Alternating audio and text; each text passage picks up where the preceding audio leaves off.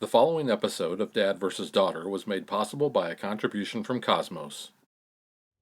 Hello and welcome to another episode of Dad vs. Daughter. I'm Tim the Dad. I'm Megan the Daughter. This is going to be a different kind of video. Yes. Because what are we playing? We are playing Exit the Game, The Disappearance of Sherlock Holmes from Cosmos. Yes, because the exit games are like an escape room in a box.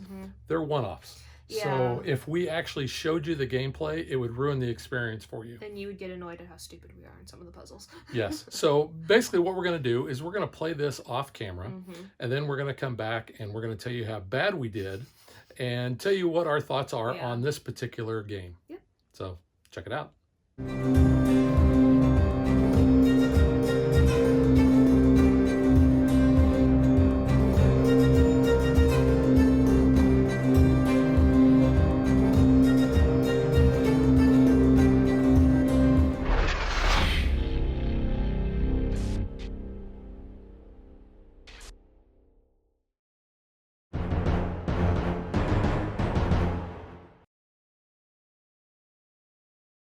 Okay, so we just finished the Disappearance of Sherlock Holmes, which is a level 3 game. It says it takes about 1 to 2 hours. Yeah, so it actually took us over 3 hours. Yeah. That included pausing for a snack break. Yes. I saw this and I was like, we should do it. It's only going to be a couple hours. You know, nice way to cap off the weekend here. Yeah, it's like 11 o'clock now. Yeah. But kind of like when we've done some of these other ones, you know, you really get invested in it. I love these. And you're really wanting to solve it. And the puzzles, you look at it from every angle imaginable. And then you look at it from the angles that you never even considered. Well, I think the fun part is because we've played, you know, these exit games before, we know every single part of this is going to be used in some capacity. The box, even your rule book, like any type of material that comes in this game, you will use it. The first thing I did when I pulled out the decoder ring, I was like, oh, that's cute, that's a cup of tea. And then I was like, oh, that actually applied to another thing. But other things I was doing, I was like, okay, let me look at this. And then I was like, that's really weird, why is there a hand back here? Makes so much sense. Once we got to something that came up, I was like, oh, I know exactly what that's for. Yeah. So we kind of know some of that. We know to look, you know, like in the lining of the box, the lid, you know, take out the insert even and do things. But yeah, we still suck at this. Yeah. So we actually did start off pretty good. We solved the first few. I got that first one. First few puzzles. And I felt so proud of myself. And then there was one that I got right away. You're like, oh yeah, I didn't even think of that. And then we kind of hit a little snag. We started getting to the point where we were having to use some of the hints. We were on the right track on most of these. Yes. But there was just like one little thing that might be like we were missing. Or that I don't think we would have ever came to based on the logic of that one puzzle. There was one that you kind of had to assemble and then look at with like an optical illusion. The assembly of it and to make it the illusion work correctly didn't really hit. I don't know if it was user error on our part of not building this little puzzle box correctly or not. It was a little wonky. We had 2 out of the 3 numbers correct. The other one, we were like a number off. And I was like, oh, I guess I could see it. But the way that it was assembled, we didn't get that after looking at it for a while. Yeah, because every puzzle has a 3-digit code that you're going to use on that wheel. And that's going to lead you to a card number, which may lead you to another card number based on what you're looking at. So I think the use of the cards that even were telling you were wrong in this game, that became very integral to another puzzle. That's that was a little bit of a spoiler. Well, I mean, you didn't get that, and I immediately saw it and was like, oh, wait, hey. There were actually a lot of things that I was having to use the camera on my phone for a magnifying glass in order to see some things. So you were really being a little detective. I was. You were being Sherlock here. So yeah, I mean, going with the story, this is The Disappearance of Sherlock Holmes. Obviously, we both like Sherlock Holmes stories, so that helped for us to kind of get a little bit more immersed in this. You're following, you know, Watson around, trying to figure this out, trying to, stop Moriarty with some stuff. So it's very thematic if you enjoy, the world of Sherlock Holmes and sleuthing. Yeah, most of the exits that we've done, I've really enjoyed the story, and that's really the fun part. You are going through the story. I mean, it's an escape room in a box. You're trying to solve the puzzles. It's going to lead you to another puzzle that is going to eventually get you to the solution. But yeah, 198 minutes, that's a long time. But we got a lot of enjoyment out of this. Oh, we do. Because, I mean, after we did one puzzle, I was like, that's really cool. Like, how they came up with that, and that being a way of, putting this in a little box, I think is really cool. And this really had puzzles that were very different from any of the other exit games that we've seen. Now, there's some that, you're looking at a map and you're trying to figure things out that way. Stuff, There's usually always something that you're going to build, or you're going to cut up a card and use that, or cut up several cards. So, I mean, it's a one-off, because once you play the game, you've destroyed most of the things. It's not replayable. You can't really pass this on then to someone else. Yeah, so this was one of the harder ones, I think, that we've done. But I still had fun. I mean, we'd have to go back and look and see what the other ones we've done and what the time frame on those have been.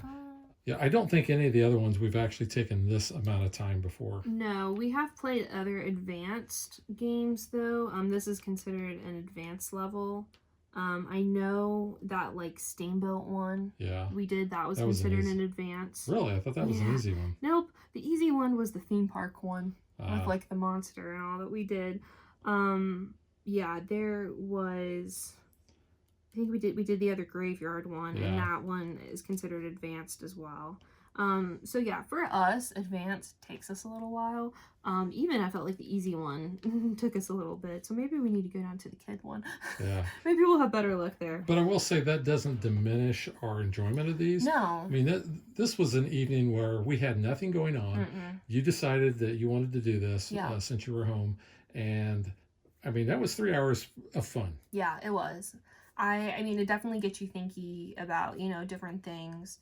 I really always enjoy doing these types of puzzles. Plus, we like you said, we like Sherlock Holmes. There was that other, like, Sherlock Holmes game that we played years ago. Yeah. That came with, like, newspapers and maps and books, and I could not get my brain to shut off playing that. I would, like, come home and be like, I gotta look at this newspaper article again. I loved that game. I think that one took us It took us, like, 2 days. 4 hours. I know we stopped because it was, like, 1 or 2 in the morning. And I didn't want to stop because I was just like, I gotta figure this out. This at least is like the same itch, but in a like more confined time frame.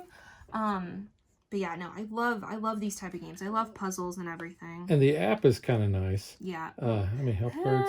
Yeah, we're not gonna worry about that. We're gonna go back here to the home. Enough. Yeah, data's not stored. That's fine. Yeah, that's okay. But the app is very helpful. You can go through the tutorial. The quick start kind of tells you the story, helps you with setup. And it's pretty much the same thing as reading right out of the book. Plus, you've got the timer and the soundtrack. We kind of turn the volume down, but it's nice to have a little bit. I mean, in this one, it was like, London streets. Yeah, the like horses and carriages and dogs and barking and things like that. But you always kind of hear that ticking when you get to like the 30 minutes, the hour, and every time catch that. Yeah, I always catch it, and then I'm like, oh well, we've passed another milestone that we didn't get anywhere near. But the app is free. I highly recommend getting that and running that if you can. Yeah. They have, plenty of different exit games. I always am interested in trying the advent calendars, and they are at the easy level, so maybe that would be fun to do sometime. It doesn't necessarily have to be at Christmas either. I mean, one looks more wintry, but you could just do that for a month. Maybe we'll plan on that this year. Who knows? Maybe, yeah.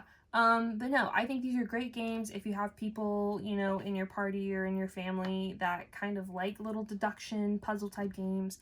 If you have nothing to do, if it's a rainy, dreary day outside and you're like, let me make a cup of tea and pretend to be a detective here. Yeah, and I think these are relatively inexpensive. So if you do have somebody on, your that you're buying gifts for and you're looking for something unique, I think these make a great gift.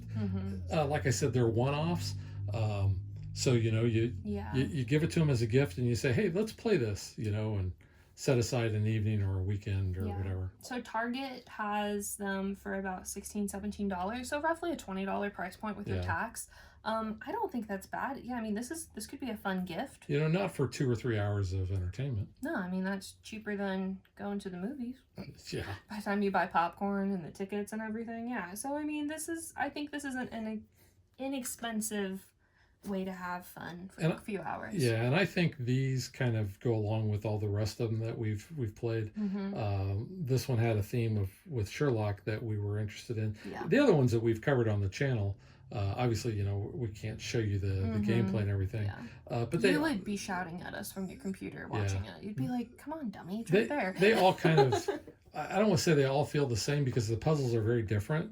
But your brain is still trying to wrap around and figure out how to do things. Like you said, you're going to be using, for the most part, about everything. So you really look are. under your insert, look at your box lid, that sort of thing. Beware of creepy crawlies under some inserts. Yeah, that was I'm still triggered from that one. But no, I'm going to give this a thumbs up because I really enjoy these. Yeah, I mean, there's only so much we can say, but yeah, pick up a copy for yourself, especially if you like Sherlock. I think this is a no-brainer to add and kind of put yourself into the story. Yeah, and if you do play it, then post your time that you used to complete it in the comments below, and you can see how bad we really are. Yeah. All right, so that is the Disappearance of Sherlock Holmes. Exit the game, and we will catch you guys next time. Bye.